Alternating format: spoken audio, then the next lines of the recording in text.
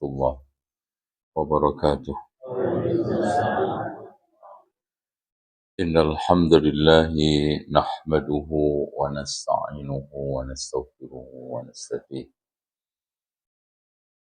ونعوذ بالله من شرور أنفسنا وسيئات أعمالنا.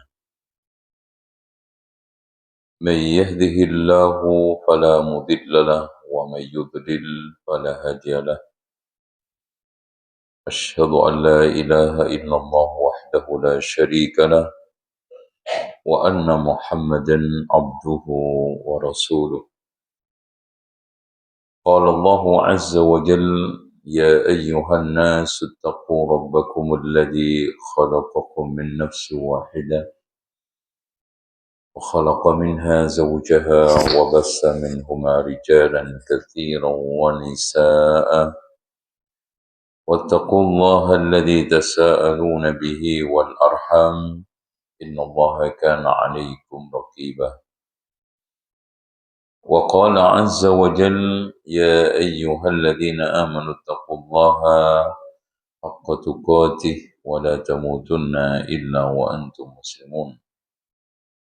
وقال تبارك وتعالى: يا أيها الذين آمنوا اتقوا الله وقولوا قولا سديدا يصلح لكم أعمالكم ويغفر لكم ذنوبكم ومن يطع الله ورسوله فقد فاز فوزا عظيما.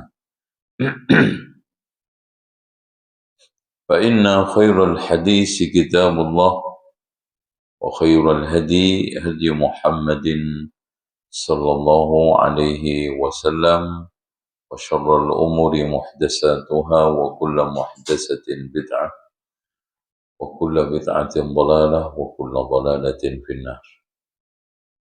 Alhamdulillah, saya bisa bersilaturahmi di musola. Ini apa namanya musola? Apa? Mujahidin, Masya Allah. Dan ini musola mungkin paling makmur di daerah sekitar sini, Masya Allah. Kenapa?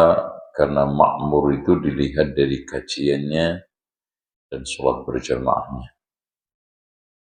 Makin banyak jumlah jamaah dan semakin sering diadakan kajian, maka musola atau masjid itu makmur. Dan itu semua di dalam rangka untuk menguatkan keimanan, mendekatkan diri kepada Allah, dan menumbuhkan rasa takut kita kepadanya. Makanya orang yang paling berhak memakmurkan masjid itu, kata Allah di dalam surat At-Taubah, innama ya'muru masajidallahi man amana billahi wal yawmil akhir wa aqama as-salah wa ata az-zakah wa lam yakhsha illa Allah. Sesungguhnya orang yang paling patut memakmurkan masjid Allah itu adalah orang yang beriman kepada Allah. Yang pertama, hari akhir, menegakkan sholat, membayar zakat, dan tidak takut kecuali kepada Allah.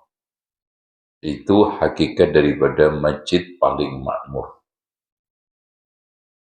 Kali ini insya Allah mudah-mudahan sampai sholat isya.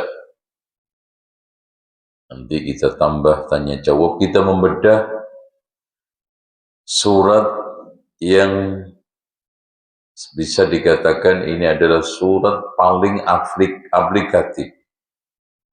Surat yang sekarang ini paling menyentuh kehidupan setiap hari.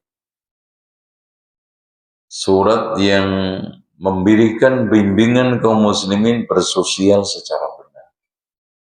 Itu surat Al-Ma'un.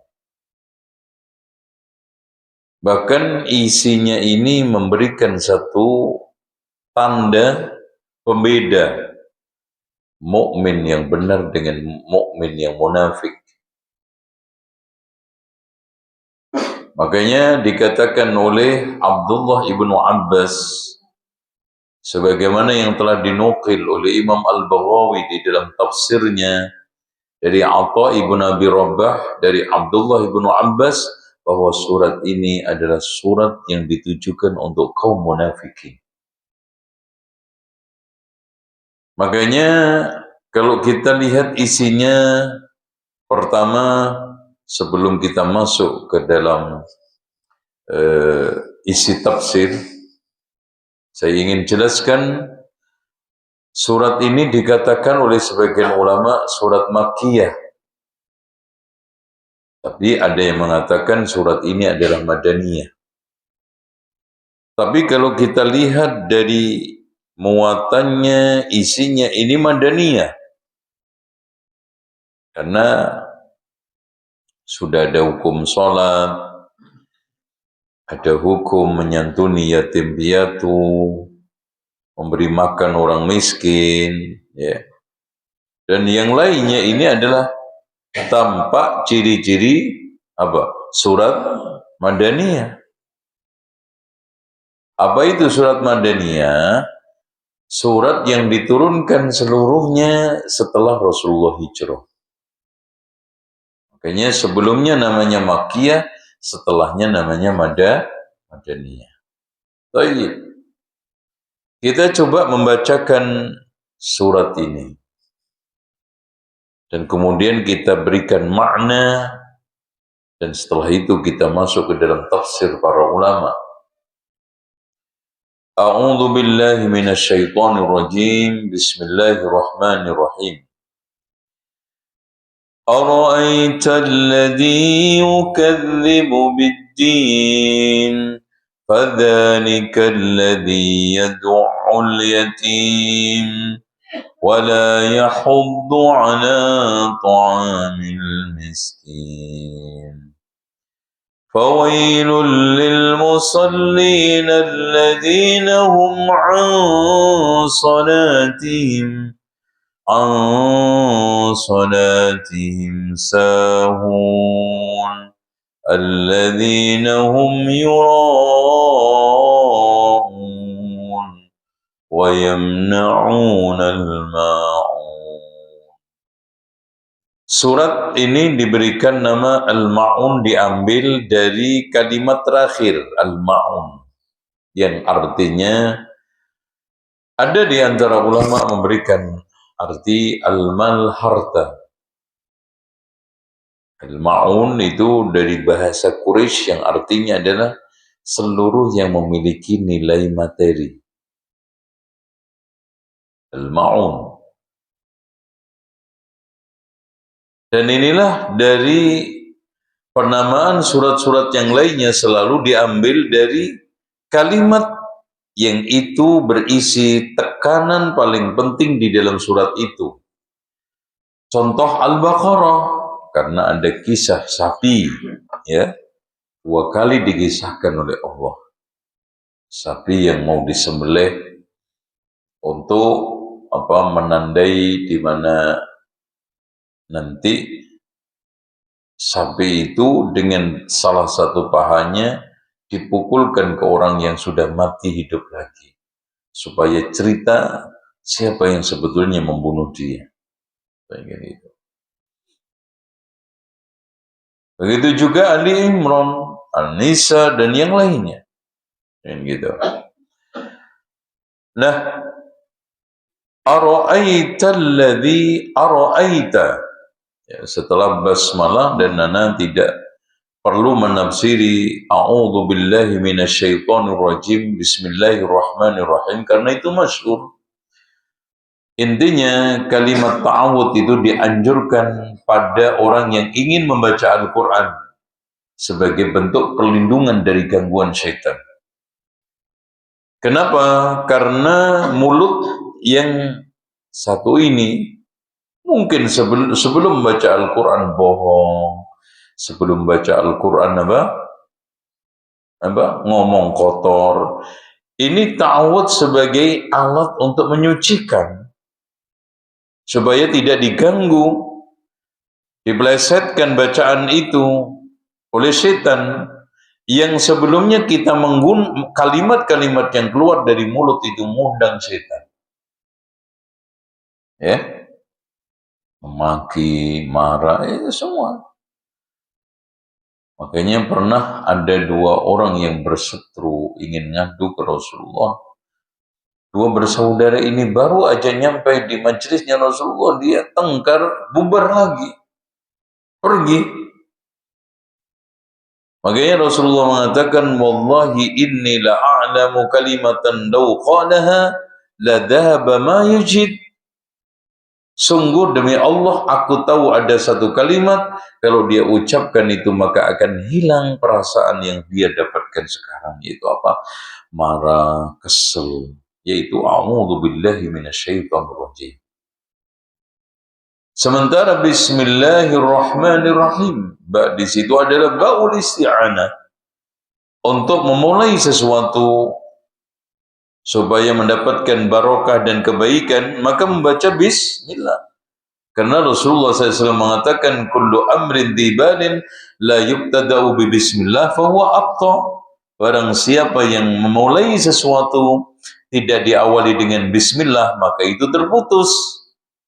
Mau makan baca Bismillah, mau belajar baca Bismillah, baca buku baca Bismillah, termasuk hubungan suami istri baca Bismillah. Semua kebaikan.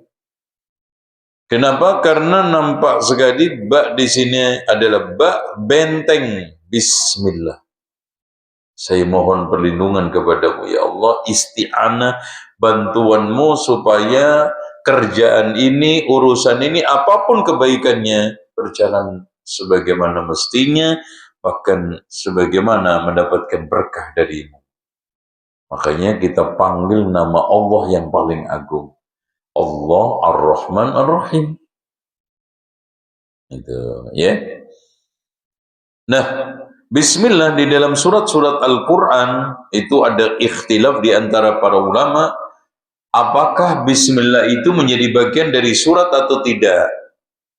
Intinya yang rajih bahwa Bismillah itu menjadi bagian daripada surat Al-Fatihah dan menjadi bagian dari surat An-Naml. Adapun yang lainnya hanya untuk pemisah antara satu surat dengan surat yang lainnya. Sehingga ketika kita menyebutkan jumlah jumlah ayat di dalam surat ini, surat Al-Baqarah nggak masuk. Bismillah. Jumlah surat ini ayat Ali Imran nggak masuk. Jumlah surat An-Nisa nggak masuk. Begitu juga An-Nas, Al-Ikhlas dan yang lainnya, karena bukan bagian daripada surat, tetapi untuk dihadirkan, untuk memisahkan. Kecuali Al-Fatihah sama apa? Al-Fatihah sama apa tadi? An-Naml. Taib, ara'aita di sini adalah satu ungkapan yang Allah tegaskan. Ara'aita bimakna ru'yah ma'nawiyah, bukan ru'yah basariyah. Jadi ru'yah bimakna pendapat, bukan ru'yah bimakna melihat dengan mata. Karena ro'a itu bisa bermakna melihat dengan mata, ro'a bermakna berpendapat. Contoh ro'a al-Imam Syafi'i, annal wudu'a wajibun. Wudu itu wajib min massil mar'ati, dari menyentuh perempuan. Ro'a bimana pendapat. Tapi kalau ro'ar rajulu al-hilal, seorang melihat hilal, berarti melihat apa? Bulan. Tetapi rata-rata ta'addi dengan ila. Ra'aitu ila, ra'aitu ila.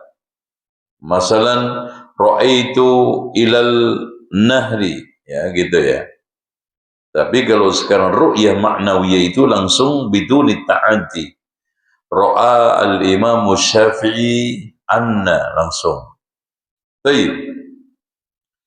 Ara'aita alladhi ya Muhammad alladhi yukadzibu bid-din. Dari ayat ini hadirin sekalian, suatu yang fakta adanya muslim yang mendustakan ad-din. Masya Allah. Suatu fakta di antara kaum muslimin ini mendustakan al-hisab, mendustakan hari pembalasan.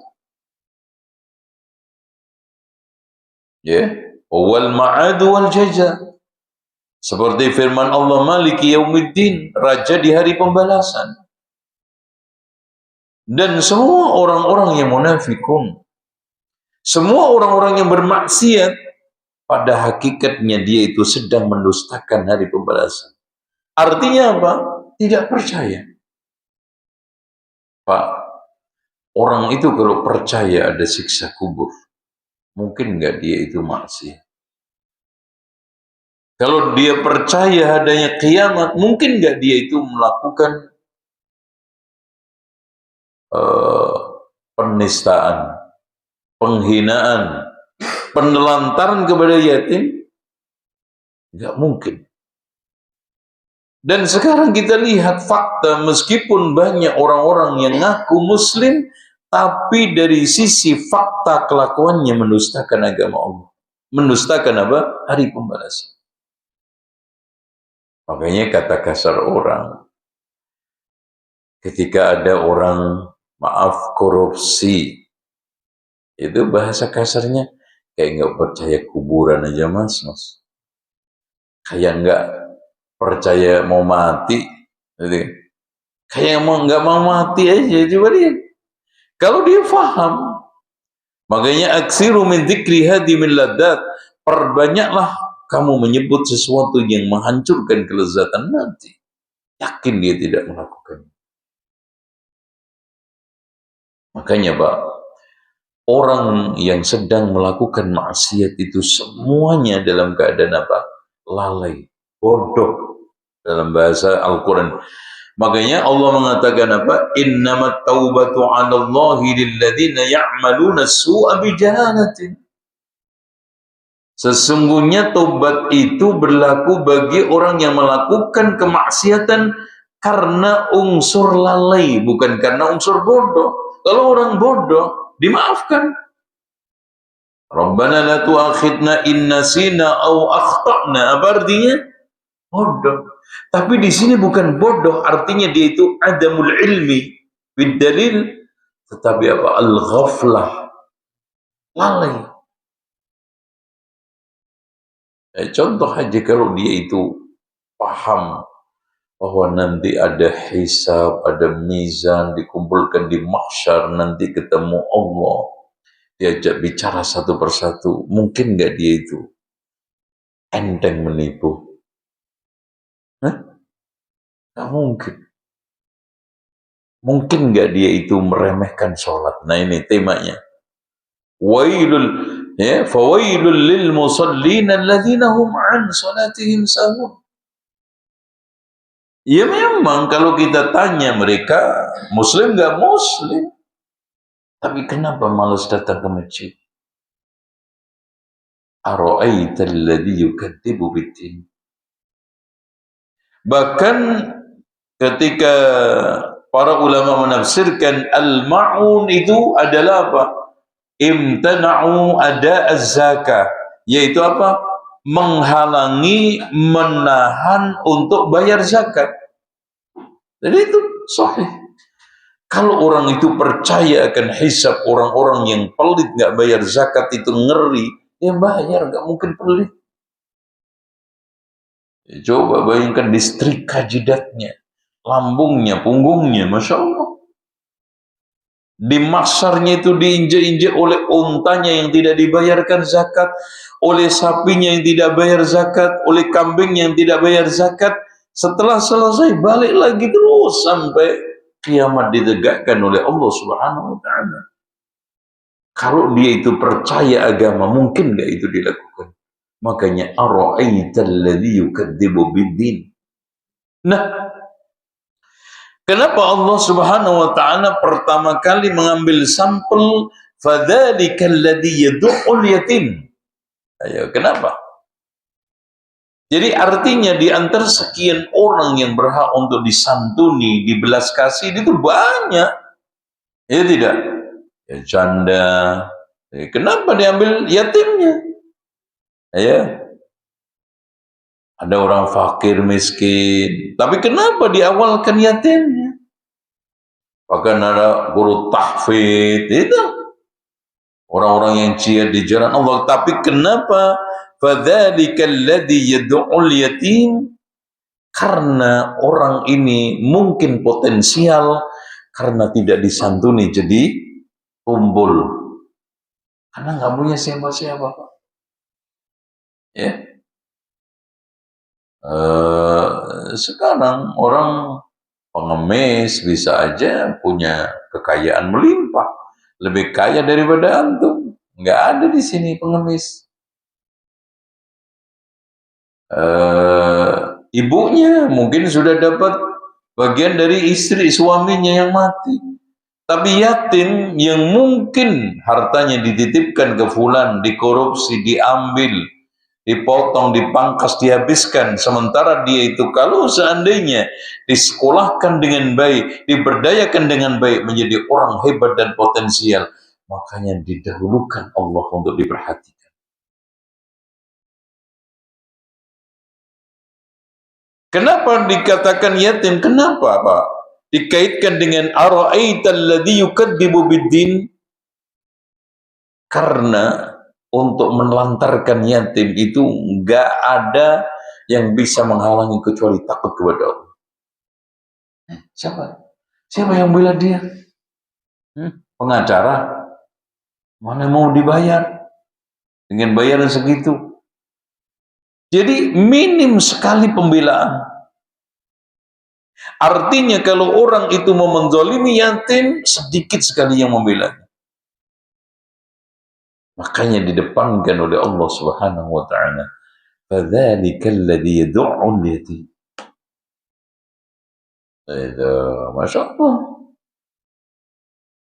Ya, dia mungkin Masya Allah peninggalan harta banyak, tetapi dihabiskan oleh kafilnya yang menjaminnya, atau hartanya dilenyapkan, dihilangkan. Makanya Masya Allah, Pak, antum pernah kalau membaca surat Al-Kahfi ada kisah menarik Nabi Khidir terakhir, akhirnya menyebabkan perpisahan Nabi Musa dengan Nabi Khidir. Apa itu? Apa?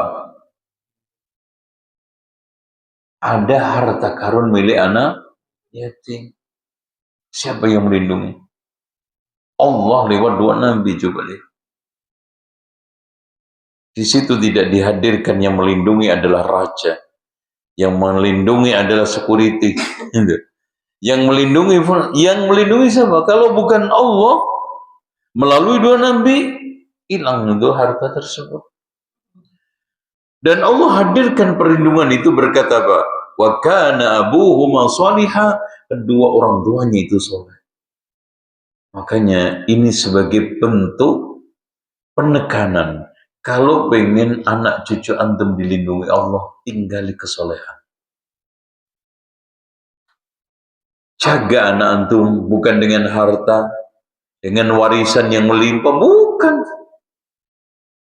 Jaga anak dan masa depan anak antum, terutama setelah meninggalnya anak antum apa? Dengan kesolehan. Dengan seperti itu. Bukan fulan dan fulan yang menjaganya, bukan karena bisnisnya yang ini, tapi wa kana abuhuma salihah, yang menjaga adalah Allah. Itu.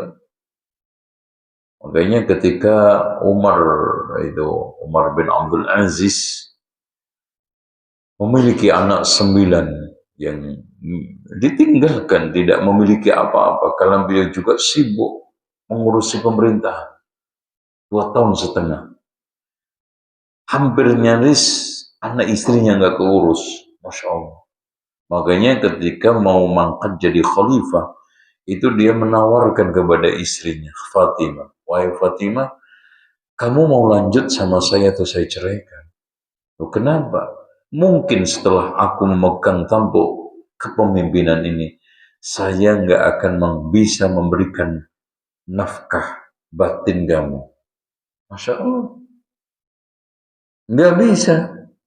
Ya, memberikan apa? Kebutuhan batinnya. Karena sibuk. Dan betul kata Fatimah, setelah beliau meninggal dunia, sejak itu sampai meninggal dunia, belum pernah saya melihat dia mandi junub. Ya, coba di sini baru ketua RT, nyun junub terus kan gitu. Bahaya.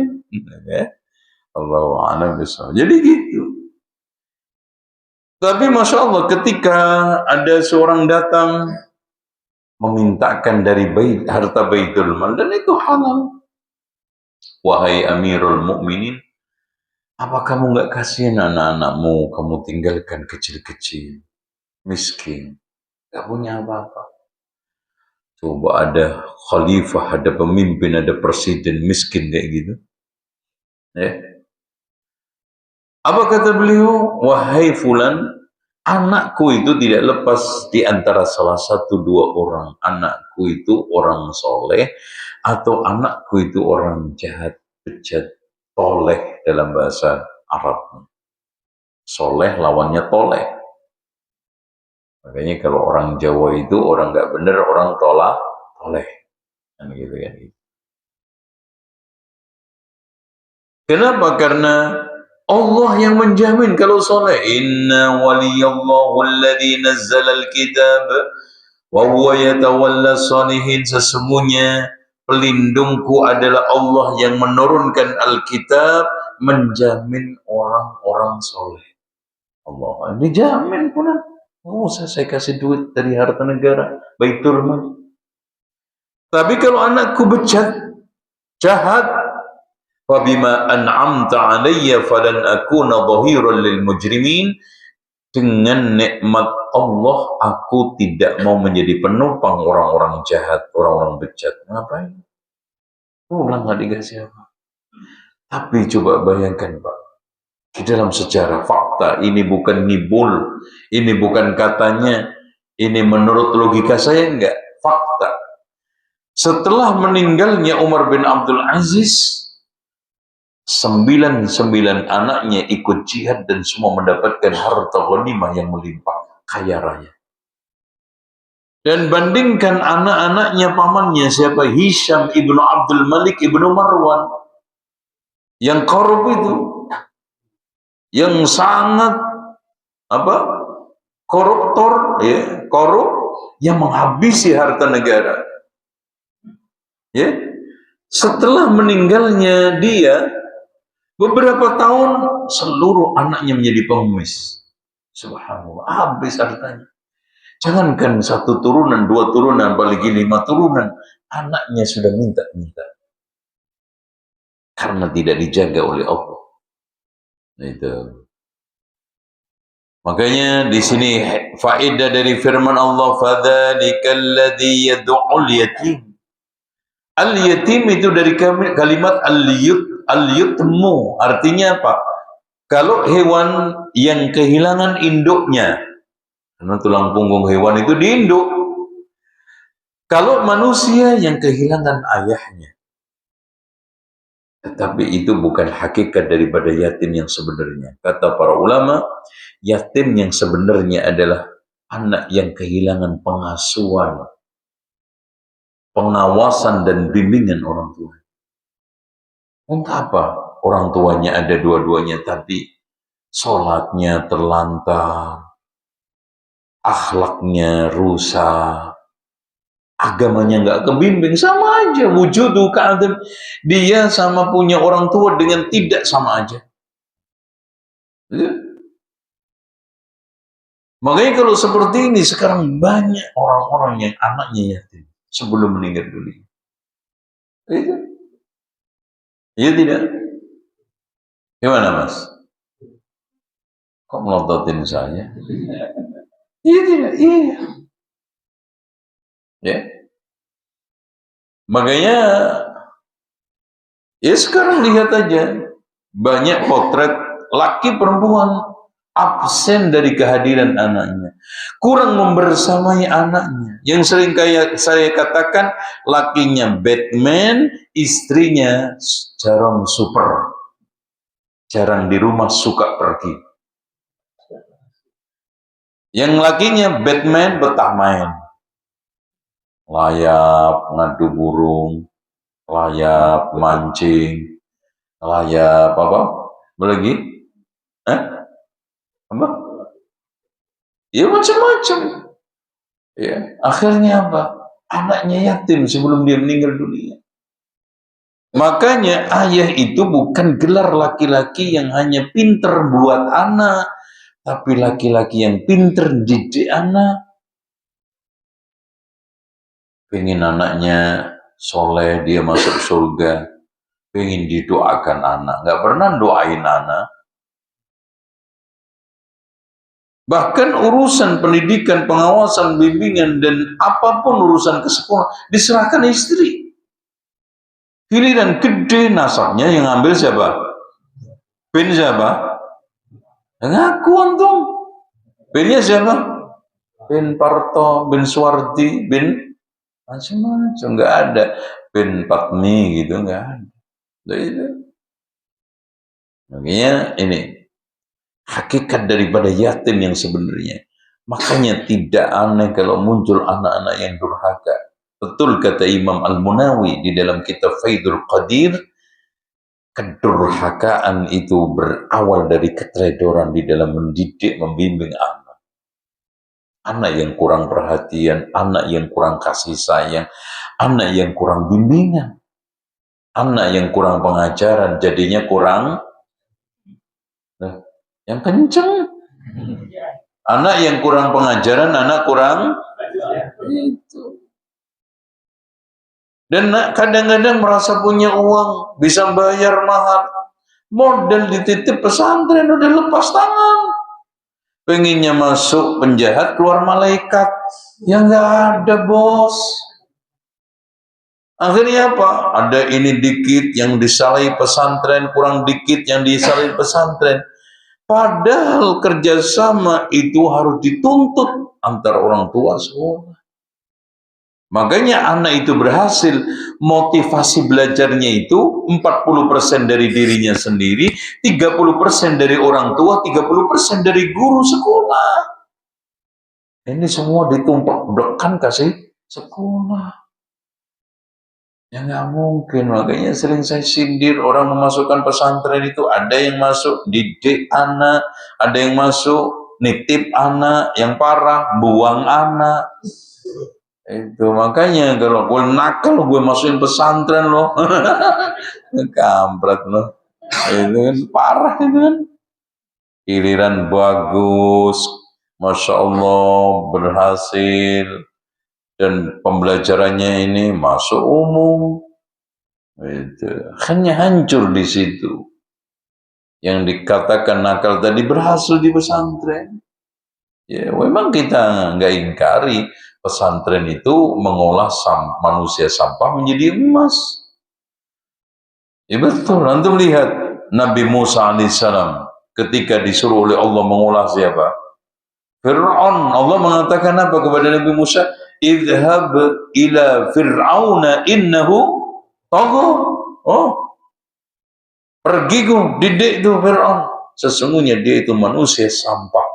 Kan gitu. Diolah menjadi manusia emas.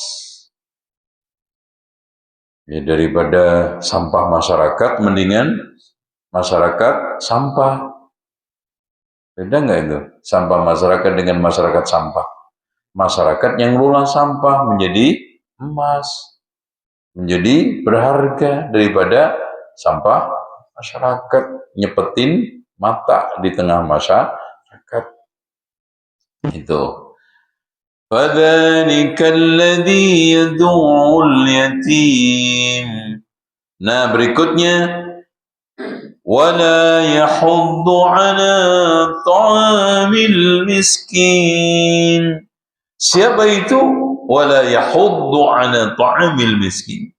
Orang munafikun, أَرَأَيْتَ الَّذِي يُكَذِّبُ بِالدِّينِ tadi. Potret di antara sekian potret karakter orang yang mendustakan hari pembalasan, gak percaya kiamat, gak percaya surga neraka, nyuruh orang lain untuk nyantunin orang miskin aja males, apalagi nyantunin sendiri. Jadi berbicara masalah kebaikan, berbicara masalah sosial itu berat. Di otaknya itu duit dan duit.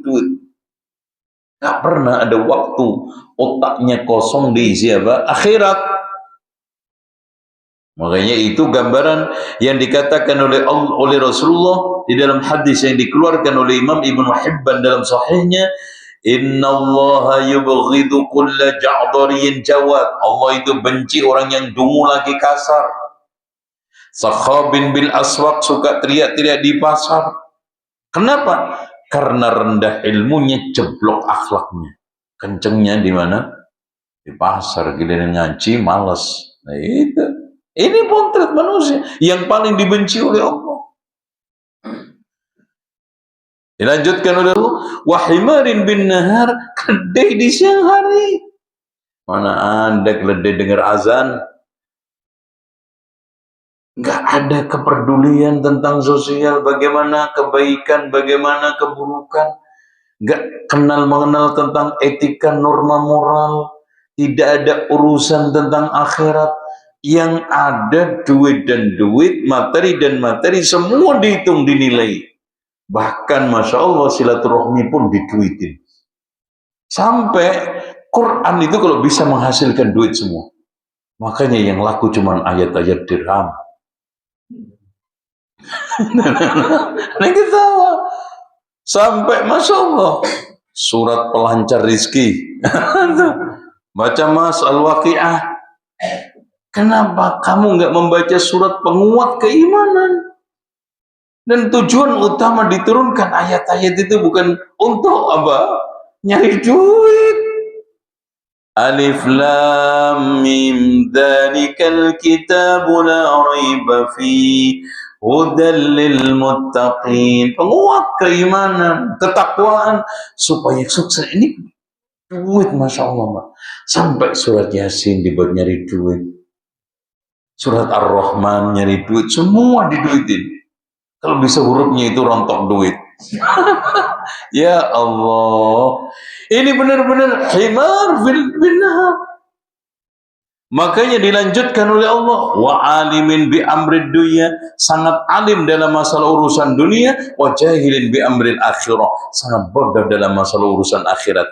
Orang ini Pak, untuk dorong ngasih orang lain makan fakir miskin, malas, apalagi ngasih sendiri. Enak aja lo gue yang susah, lo yang makan, gitu, nyungsep lo sendiri, gitu bahasa. Yang ngapain lo susah? Kerja dong. Nah itu bahasa dia begitu. Wala yahuddu ala ta'amil miskin, gitu. Makanya orang seperti ini pokoknya wal kedua halal haram diuntal, sing penting di perut nggak nyengkal. Duit itu. Urusan akhirat, astagfirullah. Sholat Jumat aja nggak tahu Pak. Sholat Jumat itu hari apa? Masya Allah, keren banget sampean. Sholat Jumat itu hari Kamis Pak. Itu gitu, apa hari Senin? Itu. Sampai nggak ngerti. Itu ada yang Masya Allah kampanye pilkades ya kan gitu, keliling ke pondok, Masya Allah, nanti yang hafalan terbanyak nanti saya akan kasih duit. Masya Allah, mana nggak main-main dikasih umroh banyak. Ini sudah berapa deh? 20 juz, Masya Allah. Ini berapa? 25, waduh lebih banyak lagi. Yang ini berapa? 30 Bu, Masya Allah, Masya Allah nih. Ini kurang berapa juz lagi nih? Kurang 30, kurang gitu, coba bayangin. Aduh Mbak. Abang nggak ngerti Quran itu cuma 30 juz. Nanya lagi masih kurang berapa juz lagi. Mudah-mudahan Allah, dan mimiknya nggak pernah merasa salah Pak. Doain. Mudah-mudahan ditambah hafalannya deh ya, Masya Allah. Pokoknya Ibu salut deh, pokoknya Dan doakan mudah-mudahan ibu jadi lurah. Ini Masya Allah. Ini fenomena. Fenomena orang ara'aital ladzi yukadzibu bid-din fadzalikal ladzi yad'ul yatim wa la yahuddu 'ala ta'amil miskin. Nah, mulai fawailul lil musallin. Fawailul lil musallin. Fawailun, para ulama terutama Ibnu Abbas wa ghairu ya'ni al-munafiqun. Al-munafiqun. Karena fawailul lil musallin. Kok ada orang sholat diancam dengan ancaman apa? Neraka wail. Ternyata meskipun dia sholat secara zahir, tetapi tidak diterima karena kemunafikannya. Ya, yang Allah katakan di dalam surat yang lainnya, wa idza qamu ila sholati qamu kusala. Ketika dia berdiri untuk sholat, malas. Makanya kenapa Rasulullah itu mengatakan asqalu salat 'alal munafiqina salatul isya wal fajri. Salat yang paling berat untuk orang munafik itu salat isya sama fajar. Kenapa itu? Kenapa, Pak? Karena konsekuensi malas. Isya nggak ada yang lihat, apalagi nggak ada listrik. Siapa yang keluar masuk masjid itu nggak ketahuan, makanya nggak perlu keluar. Fajar apalagi remeng-remeng. Si Anu tadi sholat enggak?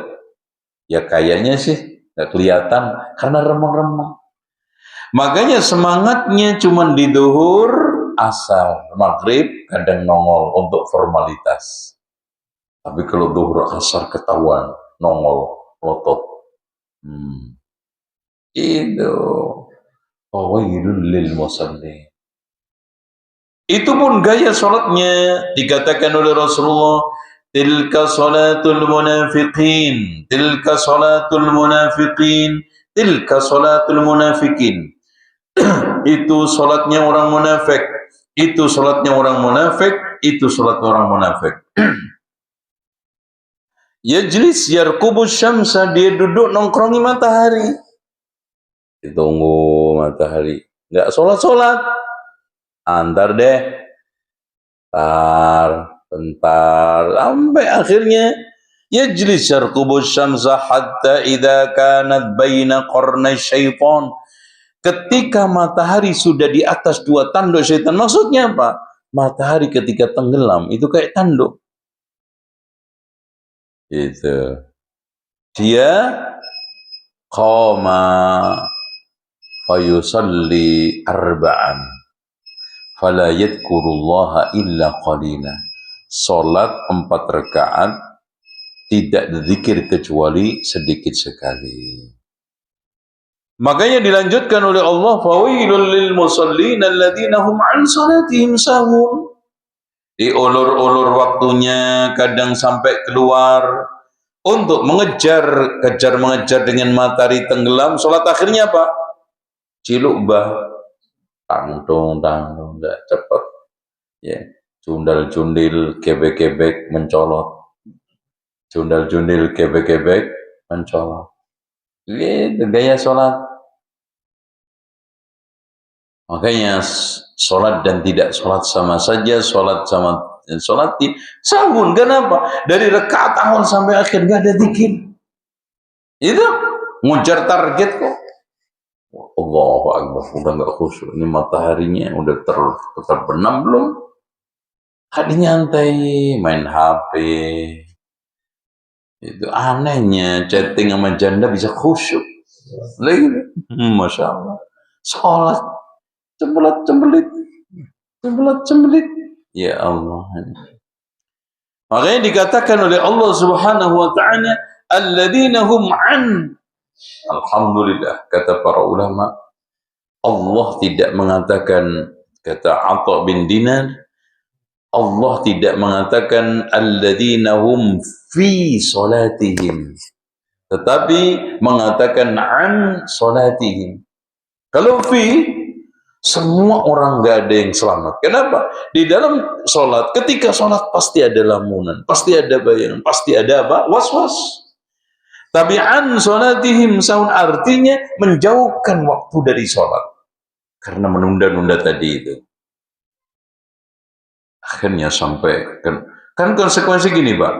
Orang itu kalau nunda-nunda sholat cepat, rukunnya nggak sempurna. Syaratnya nggak lengkap, sunnahnya apa lagi? Khusyuknya lewat. Makanya kata Imam Ibnu Qayyim, orang sholat itu ada 5 tingkatan. Tingkatan yang paling tertinggi adalah orang yang muhsin fi sholatihi, sampai seakan-akan dia itu dalam khusyuknya melihat Allah. Anta'budallaha ka'annaka tarah. Masya Allah. Dan ini hanya dicapai oleh al-mursaluna wal anbiya wal awliya al-muqarrabun. Coba bayangkan Imam Al-Bukhari itu sholat disengat 17 kumbang tidak berasa sama saya. Imam Abu Hanifah itu kalau sudah berdiri sholat seperti kayu tegak, gak goyang sama sekali. A'mas itu 70 tahun di masjid sebelum takbiratul ihram, gak pernah terlambat. Allahu Akbar. Nah ini masih kegiatan-kegiatan gak disetor, masih asik ngobrol di kafe, menyelesaikan rapat dan yang lainnya. Anehnya yang tegas menjaga waktu sholat dikatakan ekstrim, intoleran. Nah ini lucu-lucu sih. Itu. Alladzina hum an sholatihim sahun, alladzina hum yura'un, riya. Dan ini syirik yang paling ditakutkan Rasulullah atas umatnya. Inna akhwafa ma akhafu alaikum minasyirkil asghar, yang paling aku takutkan atas kalian dari syirik kecil. Wa qila wa masyirkul asghar riya. Apalagi riya khafi, ya salat seakan-akan kata Rasulullah dilihat orang, akhirnya apa? Dia tambah kekhusyuannya. Itu akhirnya apa? Gerakannya yang ditambah, khusyuknya ngelantur. Makanya iyyaka wa khusyu'al munafiqin, waspadalah terhadap khusyuknya munafikin. Badannya ininya sampai mungkruk Masya Allah, tapi hatinya nggak karu-karuan, pikirannya kemana-mana. Itu namanya khusyuk apa? Munafik. Alladzina hum yura'un wa yamna'un al-ma'un. Al-ma'un, di antara para ulama menegaskan az-zakah, artinya orang yang menghalangi zakatnya. Al-ma'un adalah al-hajah yaumiyah, hajat-hajat harian. Al-hajah ini apa namanya? Al-ma'un adalah seluruh perbekalan rumah tangga yang itu ada manfaatnya. Siapa yang yamna'un? Obeng, tang, palu, padahal ada. Kan, pinjamkan, Pak, nanti hilang. Ya sudah, anggap sedekah. Palu aja kok. Itu emang tiang rumah antum hilang gara-gara palu? Itu obeng, ya itu. Memang potensi barang-barang seperti itu nggak balik, kompa nggak balik, obeng nggak balik, tang nggak balik. Masya Allah. Nah, ada yang rajin minjem sampai lengkap malahan. Masya Allah. Semuanya hasil pinjaman. Kalau dihisap, ini minjem, Masya Allah. Itu. Alhamdulillah, buka bengkel aja mas sekalian. Masya Allah. Nanti PT hasil pinjaman. Gitu. Ini juga nggak benar. Oleh karena itu, supaya amanah. Bahkan di antara para ulama mengatakan yang dimaksudkan al-ma'un adalah air, api, dan apa-apa yang sekarang menjadi hajat orang banyak. Ada tetangga butuh korek, yang penting nggak untuk ngerokok, pinjemin. Itu. Kalau rokok lain soal, nanti kapan-kapan kita bedah buku saya yang judulnya wahai perokok, inilah surgamu. Intinya, matikan rokok sebelum rokok mematikanmu. Oh, kan gitu, keren nggak? Keren itu. Masya Allah. Wa yamna'un